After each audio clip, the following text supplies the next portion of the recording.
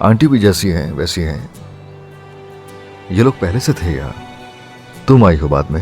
ये जिंदगी है, अगर कोई पसंद नहीं है तो उससे मिलना कम कर सकती हो, लेकिन फैमिली है ये।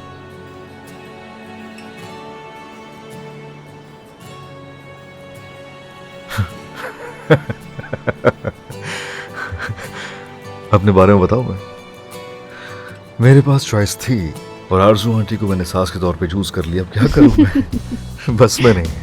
अगर वो मेरे साथ ऐसा कर रही हैं तो सोचो अपने दामाद के साथ क्या करेंगी। कच्चा चबा जाएंगी, कच्चा।